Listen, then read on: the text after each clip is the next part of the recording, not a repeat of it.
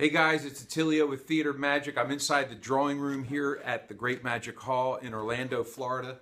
I've got an excellent trick that uses 16 cards. You can take these from any deck. You can use it in the middle of a routine, a borrowed deck. It doesn't matter. All you need is 16 cards and you have a very awesome piece of magic. So let's get into it. Basically, the cards can be shuffled. Cut the cards. Give the cards a cut as many times you like. And then you have the spectator give the cards a cut, and where they cut to, you have them look at this card and remember it.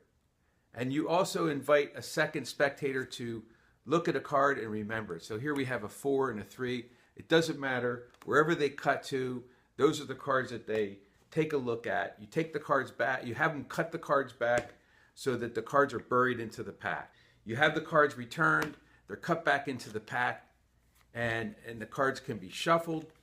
They can be cut. It doesn't matter. Now it's when it gets crazy. We're going to add a little chaos to the routine.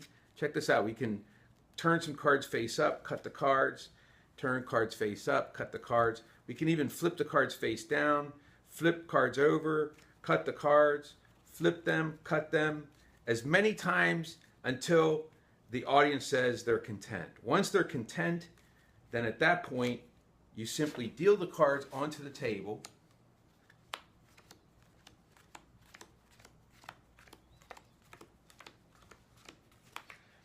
And you can see that some cards are face up and some cards are face down, but here's where it gets interesting.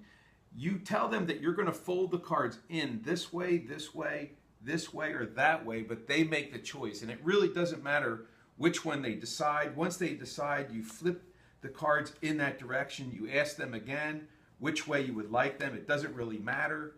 And you continue to ask them, and they continue to make all the choices until you're left with all the cards in one stack.